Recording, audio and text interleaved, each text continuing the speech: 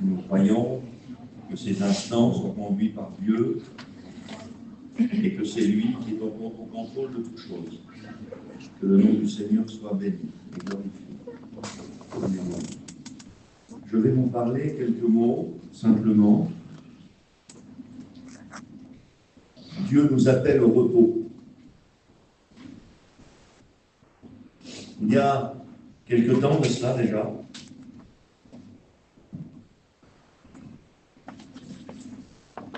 le Seigneur m'a fait comprendre qu'il fallait que je serve. Il m'a fait rentrer plutôt, ce n'est pas quelque chose qu'il m'a demandé, c'est lui qui m'a fait rentrer là-dedans. Il m'a fait rentrer dans un service de sérénité.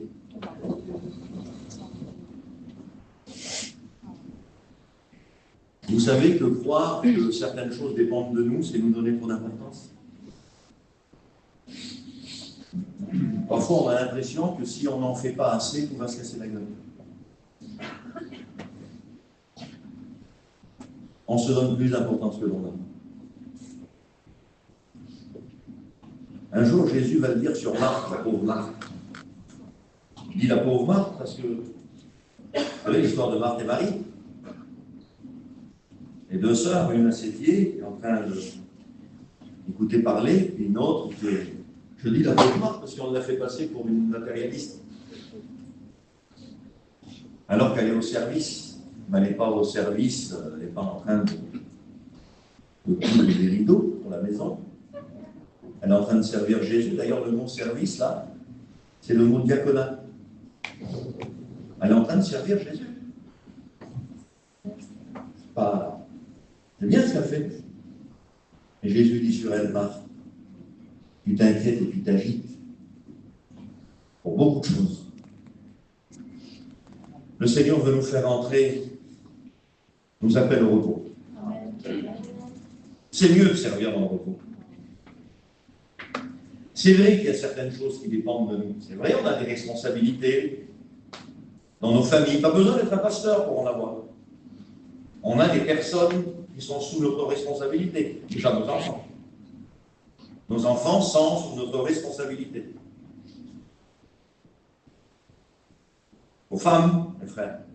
Vos maris, mes sœurs, qui n'ont pas encore peut-être encore des foyers qui sont pas entièrement à Dieu, des maris pas chrétiens encore. Et vous avez la grande responsabilité de porter un témoignage et de prier pour eux. Mais n'oubliez pas que c'est Dieu qui fait. Et que dans l'agitation, on fait parfois des bêtises. On dit certaines choses qui ne devraient pas être dites. Et certaines choses qui devraient être dites ou faites, on ne les fait pas. Parce qu'on se donne trop d'importance, on croit que les choses dépendent de nous.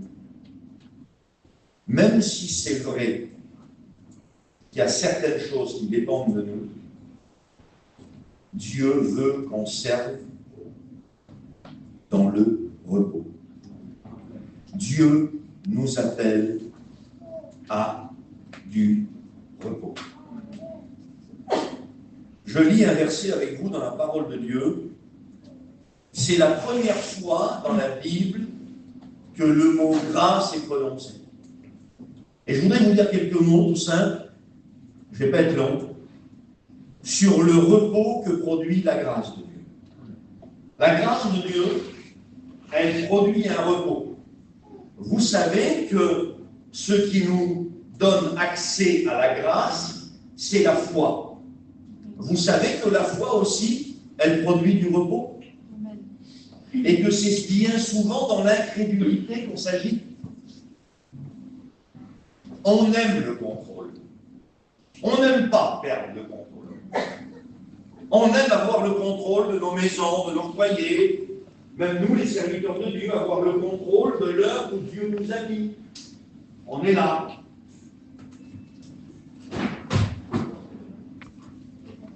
Ah, c'est de ma faute. On veut attraper, on veut gérer.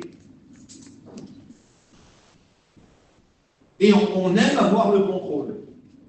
Et pour nous, perdre le contrôle, c'est négatif. vous savez que c'est des fois justement quand on perd le contrôle que Dieu le prend. Des fois, on a trop les mains sur le guidon. On n'est pas dans le repos. On tient trop le gouvernail. On le tient trop. Je disais un jour, dans une réunion, je vais vous donner le secret. Alors, c'est sans prétention, c'est une pensée spirituelle. Tout le monde peut l'avoir, vous allez dire Amen. C'est tellement simple. Je vais vous donner le secret pour que Dieu dirige vos foyers. Je vais vous donner le secret pour que Dieu dirige votre église. Je disais au pasteur. Et puis il y avait aussi un frère du conseil de direction, j'ai dit, je vais aussi donner le secret pour qu'un mouvement évangélique soit dirigé par Dieu. Alors un mouvement évangélique, le secret pour qu'il soit dirigé par Dieu. Une église, le secret, c'est le même secret. Pour qu'il soit dirigé par Dieu, et un foyer, pour qu'il soit dirigé par Dieu. Vous êtes prêts? Oui. Dirigez-moi. On dirige trop parfois. On dirige trop. On n'est pas dans le repos. C'est pas ce que Jésus a dit aux apôtres dans la barque quand ils se sont agités après la tempête. On a écouté ce matin, c'était une réunion particulière ce matin. Vous voyez, tout ce qui va se passer à partir de maintenant, ça va être des bénéfices. Donc pour moi, le séminaire était fini ce matin. Donc ça va être que du bénéfice. Vous voyez, on sait. On sait que il faut que ce soit Dieu qui dirige et qu'il y a certaines choses qui dépendent de nous, mais qu'il y a certaines choses qui nous échappent totalement. Les tempêtes dans la barque avec Jésus, les apôtres, les tempêtes, les acharnements du diable, ceux qui étudient un petit peu la Bible, se sont aperçus dans la lecture de la tempête sur le lac que ce n'était pas une tempête naturelle. Il y a des problèmes naturels dans la vie, mais il y a des problèmes qui sont surnaturels. Et cette fameuse tempête, quand vous lisez, vous apercevez que ce n'était pas une tempête naturelle. Il y avait Satan derrière cette tempête-là. Il a essayé de noyer Jésus et les apôtres, quand vous faites la lecture. Je ne rentre pas dans les détails. Jésus a fait plus que calmer la tempête ce jour-là. Il a fermé la bouche du diable. Il l'a empêché de leur faire du mal. Vous avez vu l'agitation des apôtres? Tu t'imagines, si on ne fait rien, Jésus est en train de dormir, il va noyer. Ah, il n'aura plus la croix.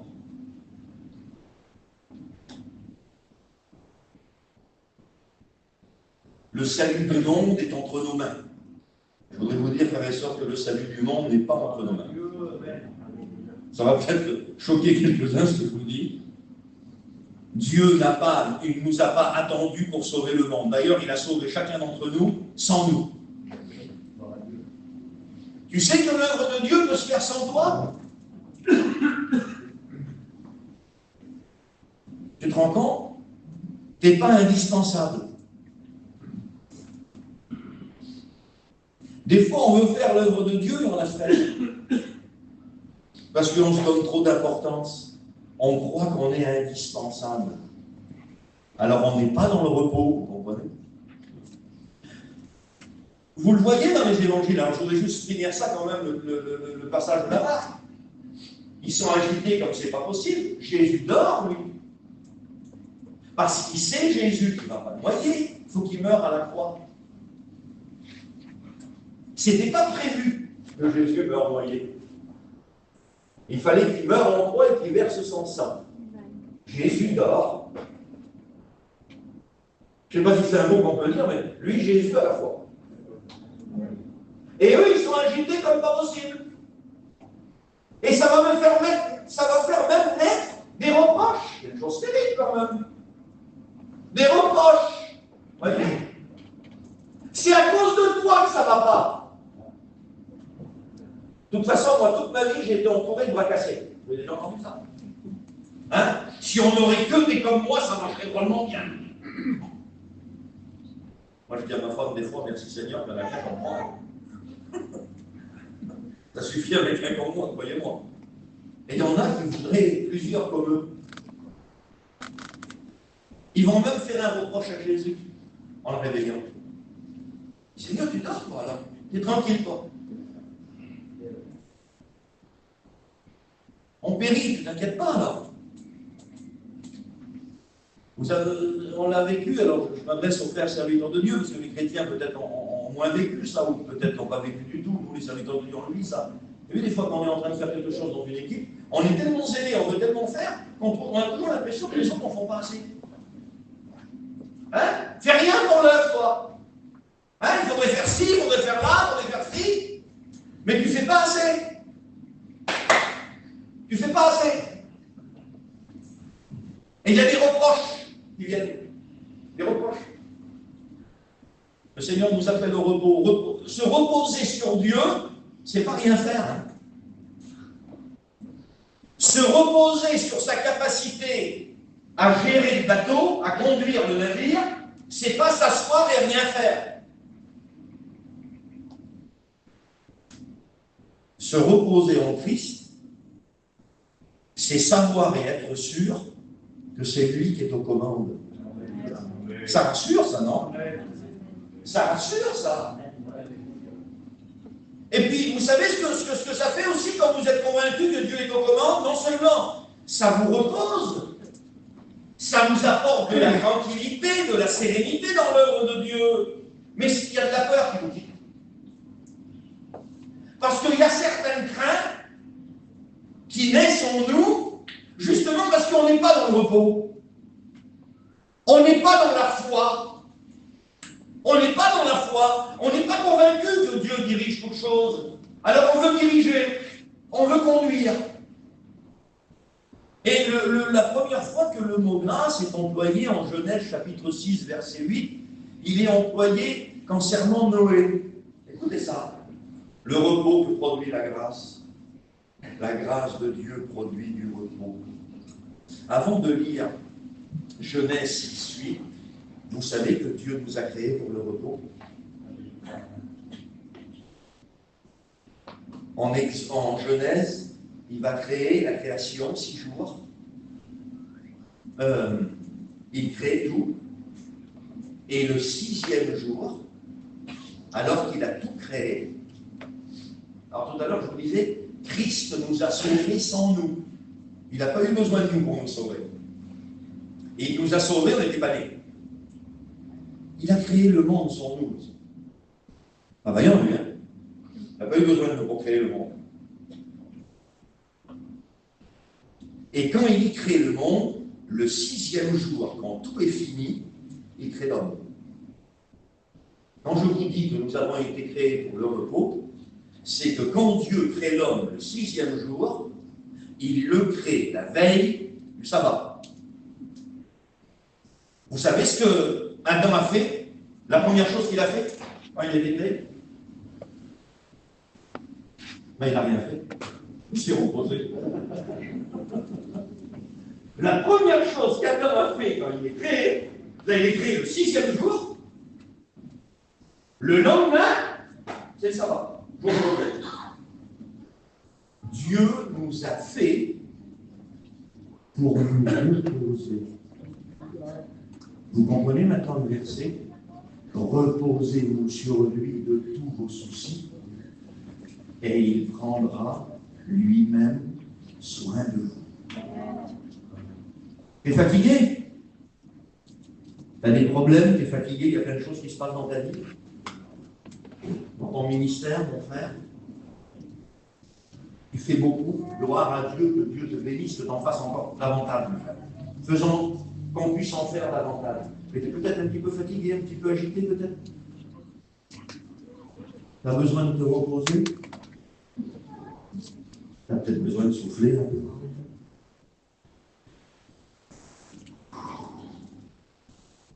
Tu aurais peut-être besoin de te reposer un petit peu dans le Seigneur.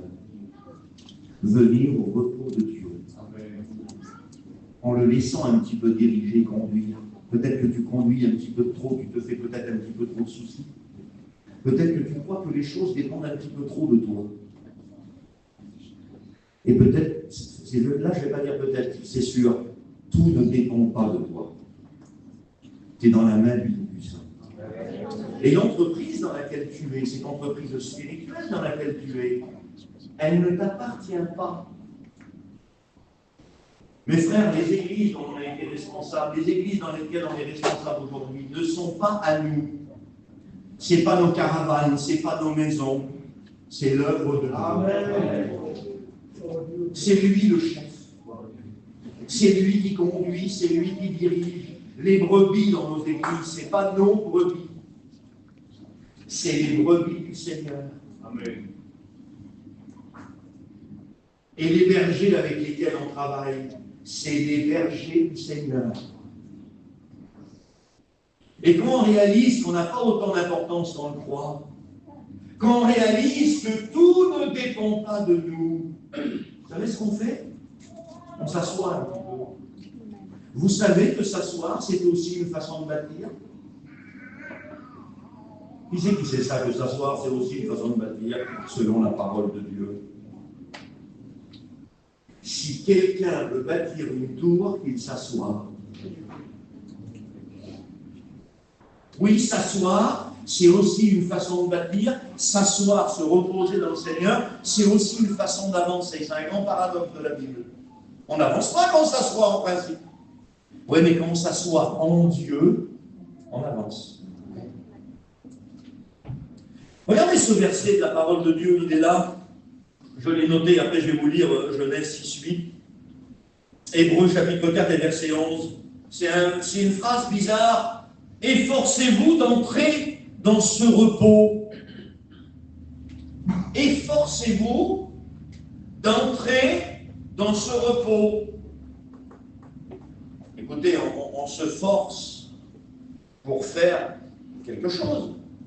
On ne se force pas pour rien faire. Mais pour faire la sieste de l'après-midi, les femmes qui sieste, vous vous forcez. On ne se force pas pour se reposer, on force pour travailler. Pourquoi il dit efforcez-vous d'entrer dans ce repos? Parce que ce n'est pas dans la culture religieuse de l'homme. La culture religieuse de l'homme, peu importe de quelle religion il a toujours l'impression que pour que les choses se fassent, il faut faire. Donc c'est dur pour se reposer, vous voyez? Il y a des personnes, le Seigneur, il leur dit, viens voir 2 minutes. Assis-toi là. Ah non, Seigneur, il y a trop de choses à faire. Ne peux pas m'asseoir. Il y a trop de choses à accomplir et le désir est bon. Il y a mes enfants qui ne sont pas encore à toi, Seigneur, comme si le salut de leurs enfants dépend d'eux.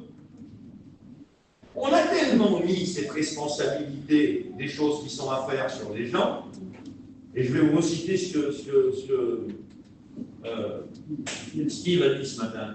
On soupçonne le mal parfois dans certaines personnes où on ne devrait pas soupçonner. Vous savez, il y a eu une époque, aujourd'hui c'est fini ça, merci Seigneur, parce que les pasteurs l'ont condamné ça. Mais il y a eu une époque, on a connu une époque où les femmes qui étaient chrétiennes, dont les maris n'étaient pas convertis, il y a eu une époque où beaucoup de gens disaient, s'il n'est pas chrétien, ça cause d'elle. Elle ne doit pas avoir un bon témoignage, elle ne doit pas assez prier, il doit y avoir anguille sous roche. Vous voyez ce qu'il a dit ce matin? Il y a des proverbes qui ne sont pas bons. Hein. On dit des fois, il n'y a pas de fumée sans feu. Il a dit si, moi je vous le dis. Il y a parfois de la fumée sans feu.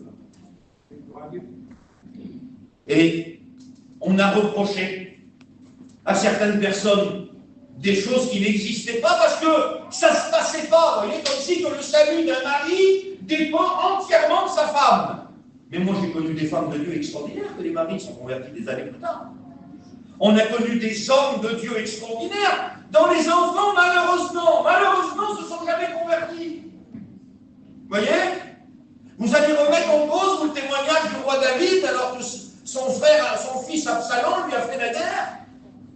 Il a fallu qu'un général de l'armée lui donne la mort parce qu'il combattait son père, qui était David, le roi d'Israël. On allait soupçonner le mal dans David.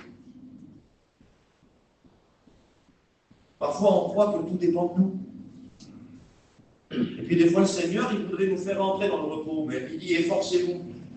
Ben, à la limite, il faudrait qu'il nous attrape, qu'il nous ceinture. Tu dois voir un petit peu. Arrête de t'agiter comme ça. Tout dépend pas de toi. C'est pas toi le gabano du film. Il y a des choses qui vont se faire même si tu t'assois.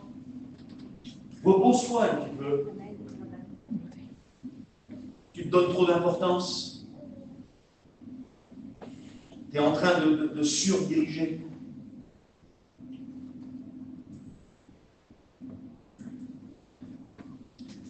Regardez ça.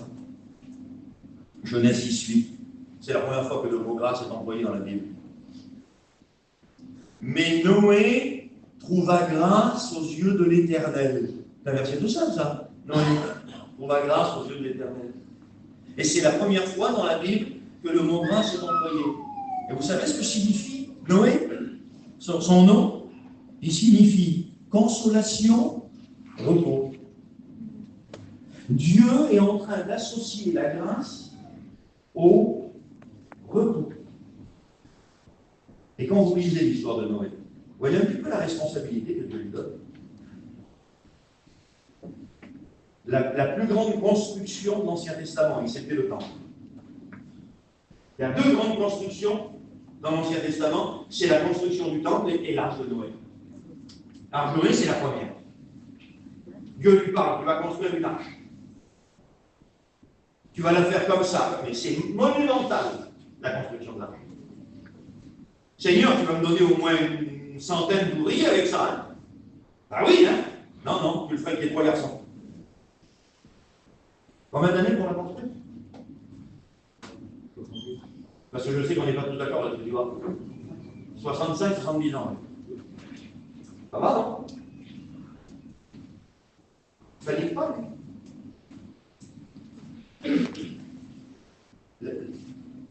la construction est monumentale.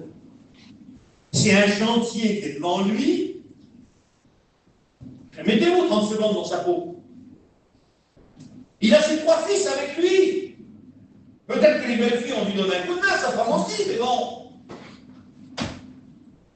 70 ans pour construire ça. Les métrages, ils sont monumentaux. C'est un travail titanesque. Noé. Repos. Il n'y a pas plus reposé que Noé. C'est ce que signifie son nom. Qu'est-ce que ça veut dire? Pourquoi Noé, ça signifie repos, alors que c'est l'un des hommes qui a construit un des plus grands édifices de la Bible? Le Seigneur veut nous faire comprendre par là que peu importe les chantiers que Dieu nous donne, peu importe les responsabilités dans lesquelles il nous fait rentrer, ces choses se feront. Ils se feront dans le repos parce que c'est lui qui construit. Si l'Éternel ne bâtit la maison, celui qui l'a bâti travaille en vain. Mes frères, je veux encourager mes frères serviteurs de Dieu, nos églises, c'est lui. Amen. C'est lui, nos églises. Il est avec nous, nous avons reçu des ministères. Mais tout ce qui se fait, c'est lui, et ça devrait nous tranquilliser, ça. Ça devrait nous amener à un certain repos. Servir, pas comme je te pousse, mais servir avec un certain repos, avec une certaine sérénité. Parce que c'est Dieu qui est aux commandes. Il est aux commandes de nos ministères, il est aux commandes de vos vies, mes frères et sœurs, de votre vie chrétienne. Peut-être qu'il y a parmi nous des garçons qui sont appelés au ministère, qui ne sont pas encore engagés dans le ministère. Bon, vous voyez les prédicateurs de l'extérieur, vous voyez, bientôt vous allez rentrer dedans. Heureusement que vous ne savez pas ce que c'est, sinon vous n'y entrerez jamais. Bon, c'est le Seigneur qui connaît toutes choses.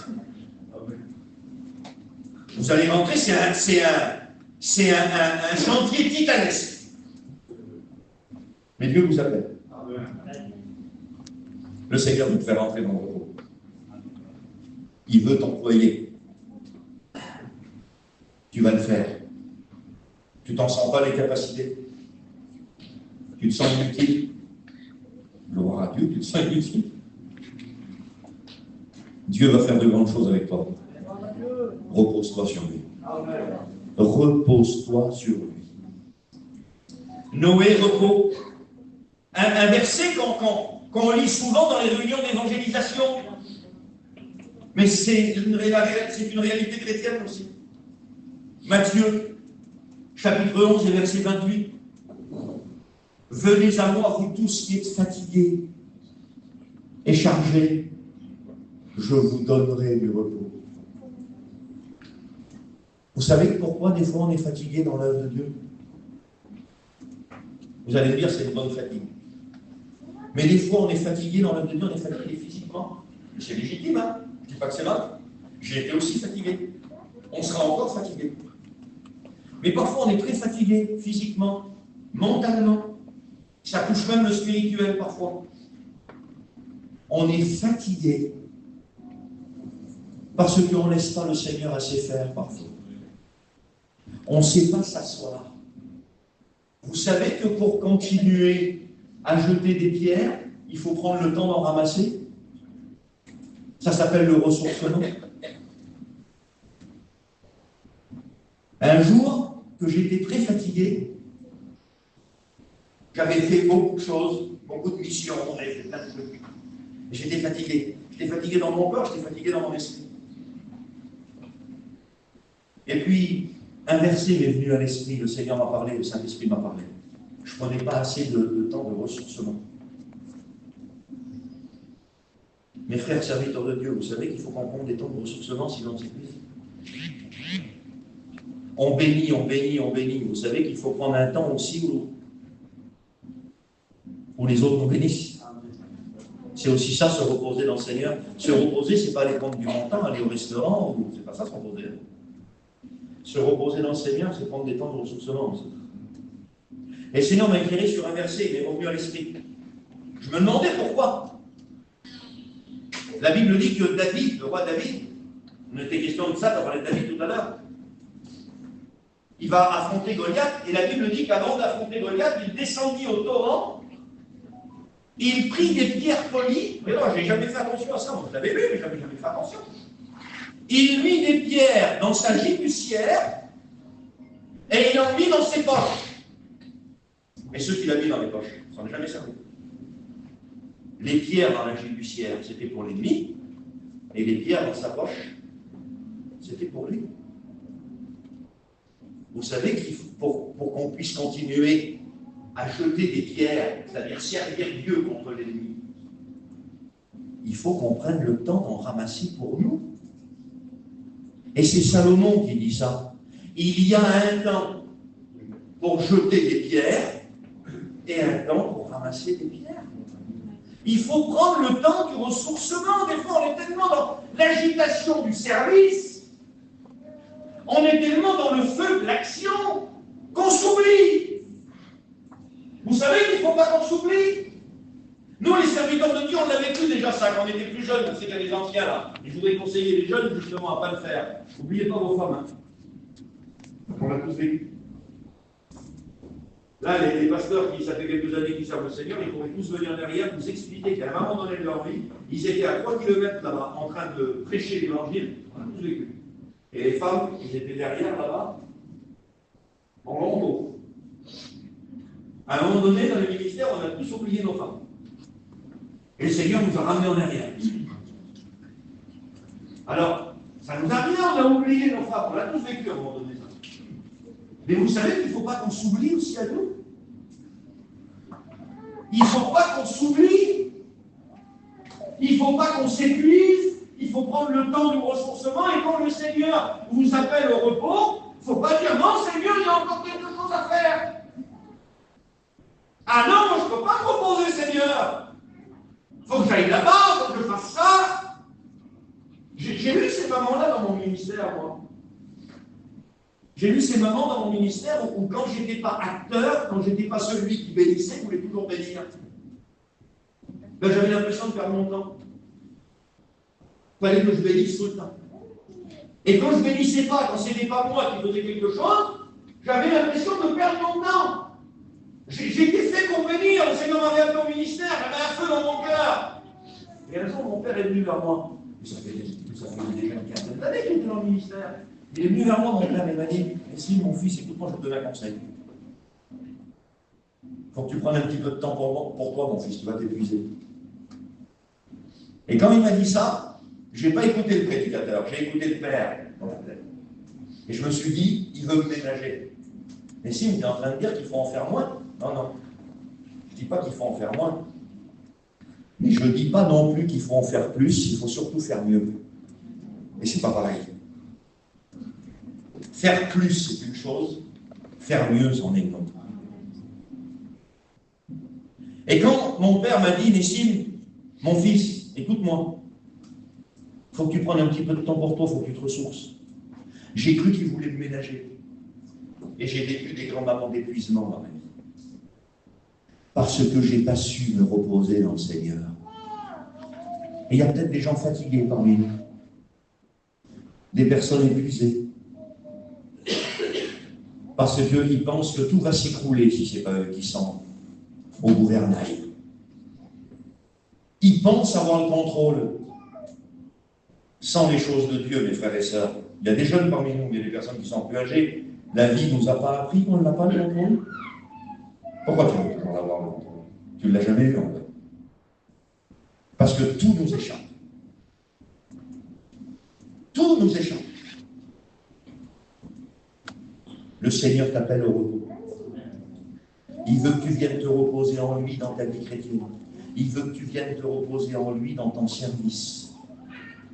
Il veut que tu réalises que les choses dans lesquelles il t'a mis ne sont pas à toi. C'est à lui. Et que par ton agitation, il ne faudrait pas que tu fasses plus de dégâts qu'autre chose. Dieu nous met dans son œuvre, et dans son œuvre, on doit faire du bon. Mais si on s'agite et qu'on croit que les choses dépendent de nous, on fait du dégât. Alors des fois, le Seigneur, il vient, il veut nous asseoir un petit peu. Nous asseoir, ce n'est pas nous mettre de côté. Hein. Nous asseoir, ce n'est pas nous empêcher de travailler pour Dieu. Mais c'est des fois un petit peu nous enlever le contrôle. Pour que lui puisse contrôler un petit peu plus.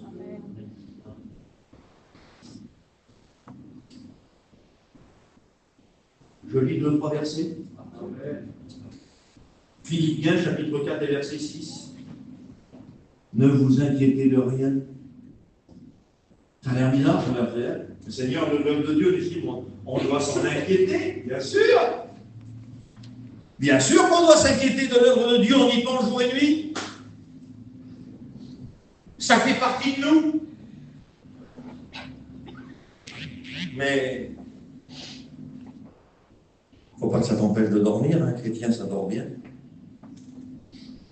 Il ne faut pas que ça te rende malheureux, hein, parce que l'œuvre de Dieu, elle n'est pas là pour te rendre malheureux. Hein.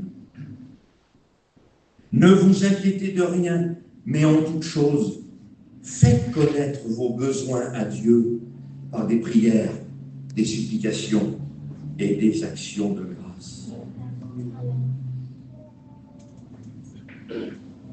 Ne vous inquiétez de rien. Il y a des choses qu'on arrive à manger. C'est le symbolique. Parfois, on arrive à tout faire. Et parfois, on n'arrive pas à tout faire. Je voudrais prendre un exemple de la parole de Dieu et je vais terminer.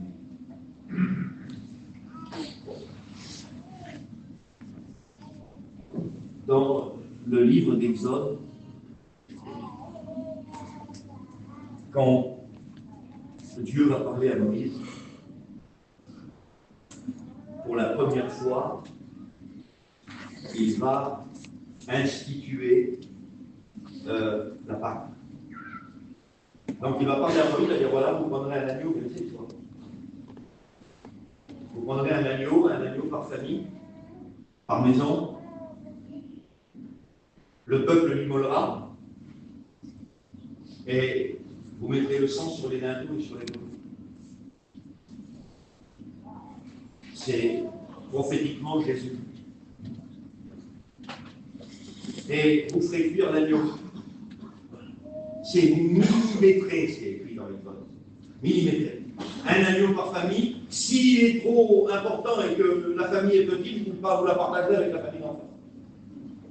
Vous immolerez l'agneau, vous mettrez le sang sur le poteau et le linteau, et vous ferez cuire l'agneau, vous le ferez rôti au feu, pas bouilli, et vous mangerez tout. Vous savez que c'est le symbole de Jésus, ça. Il faut tout manger. Il faut tout manger. Hein, on a écouté les messages là-dessus. Vous mangerez tout. Vous mangerez la langue, vous mangerez les oreilles, manger l'intérieur, les entrailles. Il y a parfois, frères et sœurs, des moments où on arrive à tout manger. Et merci Seigneur. On a des jours, des semaines, des mois où on arrive. Merci à Dieu. On est dans la loi, on est dans Exode. Hein. On est dans la loi. Hein. Mais il va y avoir une petite phrase dans ce passage d'Exode qui va prophétiser la grâce. Le repos que produit la grâce. Il faudra tout manger. Oui, Seigneur. Et tout de suite après, il est écrit, il faudra le manger jusqu'au matin. Donc ils avaient toute la nuit pour manger l'agneau. Et c'est écrit comme ça, tout à la fin. Mais si au matin il en reste, comment ça? Tu viens de nous dire qu'il faut tout manger. Oui, mais moi, Dieu, je sais qu'il y a des moments où vous arriverez à tout manger, il y a des moments où vous n'arriverez pas à tout manger. Alors s'il en reste au matin, vous le serez au feu. Il y a des moments où tu arriveras à porter. Il y a des moments où tu arriveras à faire. Il y a des moments où tu arriveras à tout manger. Mais il y a des moments où tu n'arriveras pas à tout manger. Mais Seigneur, si je n'arrive pas à tout manger, le sang sur le linteau, il va toujours être efficace. Parce que c'est une question qui peut se poser, ça. Quand vous lisez le passage de l'Exode, si vous êtes honnête, vous vous posez cette question-là. Le Seigneur, le sang a été mis sur les linteaux avant. Et va demander que l'agneau soit mangé dans son intégralité. La maison n'arrivera pas à manger tout l'agneau. Est-ce que le sang va être efficace? Il n'y a pas un seul premier-né à Goshen qui est mort cette nuit-là. Parce qu'il y avait des maisons qui n'avaient pas arrivé à tout manger. Mais le sang avait gardé son efficacité. Et peut-être que tu es en train de passer dans un passage, voilà, où il y a eu des temps où tu es arrivé à tout manger.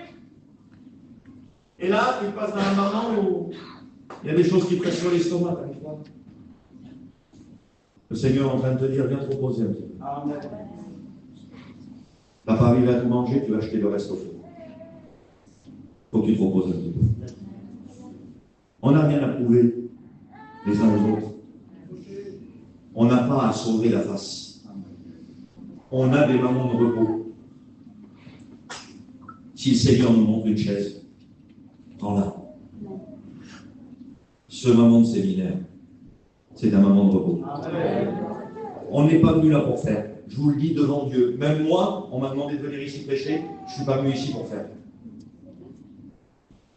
Je suis venu me reposer. Je sais que je prêche, mais je prêche avec une sérénité, vous pouvez pas vous imaginer. Et je sers depuis quelques années avec une sérénité qui met en désarroi certains copains avec qui je travaille. Ça les trouble. Et vous savez pourquoi je suis rentré dans une sérénité comme ça? Parce que je sais qu'il n'y a rien qui dépend de moi. Tu es venu te reposer. Tu n'es pas venu faire quelque chose. Rentre dans le repos du Seigneur. C'est la